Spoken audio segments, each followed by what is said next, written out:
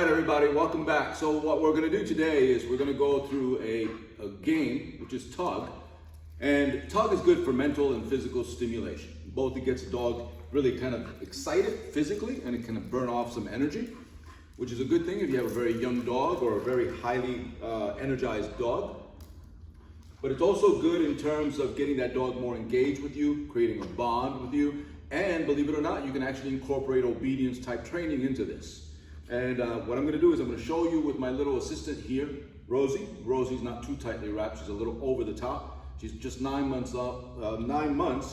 going on 10 pretty soon. I forget what her date is, but she's really, really high strung. She's got a lot of energy. She's a pushy, little demanding, very willful, very kind of determined, headstrong girl. So she loves tug. She doesn't know any of the rules of it. We're going to break it down to her, for her. We're going to break it down for you, and we want to make it, the whole thing about tug is we need to make it safe. Because a lot of dogs love playing tug, and tug is, there's some myths around tug, such as you shouldn't play tug because it makes dogs aggressive, which is not true. It does not make dogs aggressive. You have no frustration in her. However, if you do have a highly aggressive dog, or you have a dog who you're feeling a little sketchy about, maybe you're not confident that the dog is respectful of you, maybe the dog doesn't really understand boundaries, you've got your own issues with the dog, then I don't recommend that you play tug with a dog like that, okay? But barring that, you can play tug. It's a wonderful game, and dogs really thoroughly enjoy it. But again, it's about keeping things safe. So one common thing is that dogs inadvertently, unintentionally will put their teeth on your skin. And in that kind of intense play, when they're lunging and jumping towards that rope and grabbing and getting a hold of your skin, it's not fun. It's not pleasant. It's going to hurt, all right? And you really don't want that. So the first thing that you want to do is you get yourself the appropriate tug toy. And it's a rope like this, but you really want to, like, even with a little dog like her, you want a wide toy. You don't want these kind of narrow ones, because if it's narrow, that gives the dog just a very little window of grasp or opportunity there to grasp the rope. And that's when you're going to increase your chances of getting hurt, okay? So have a wide rope. Let's take this girl off the leash and let's engage with her.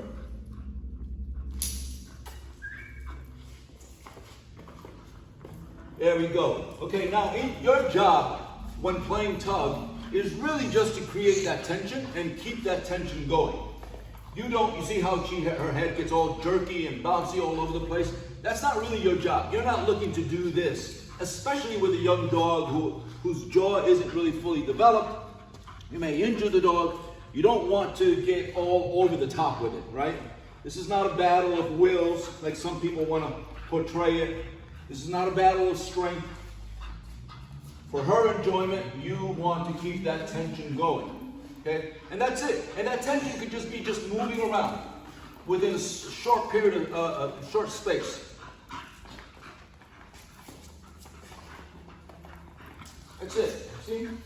You'll get a kick out of this. Now, teaching a dog off. There are a variety of different ways in which you can do it. She doesn't know off. You can bring food into this. One other way of doing it is to take the leash, to take the toy, and just start to stop the movement and bring it up towards you, as high up as you can get it. Now, this girl is gaming. You can see, like, she will go on and on. She'll persist. But I will give her the cue off. And it doesn't matter that she doesn't understand it yet. Through repetition, she will.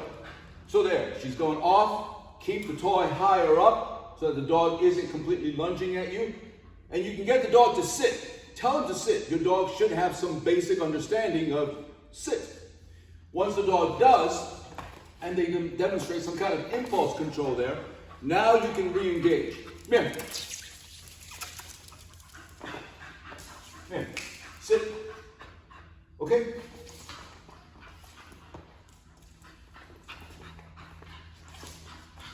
Now, another way to do it is when you're teaching the off, is just get her off, give her the cue, get her off, and then immediately engage. You don't need to throw in the sit. Oh, this is coming off of you. All right.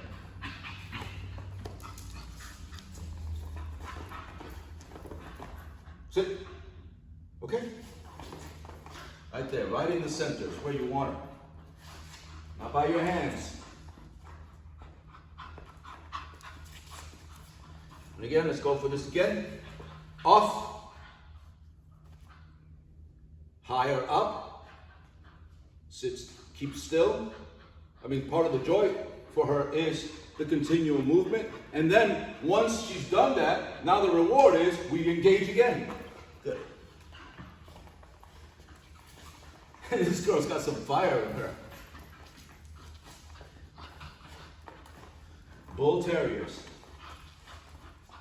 She is not a joke.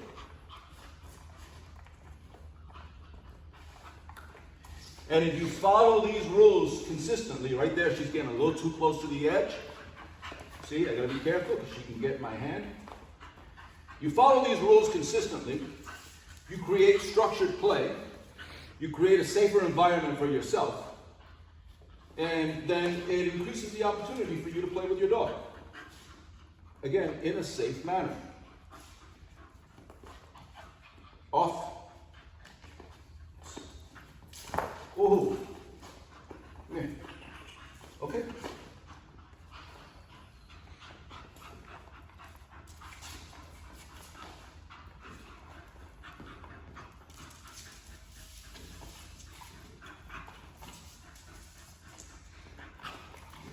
This will burn off some energy for sure.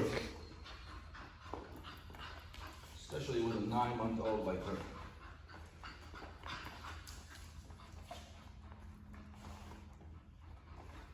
All right, I hope that those tips help. Put them to work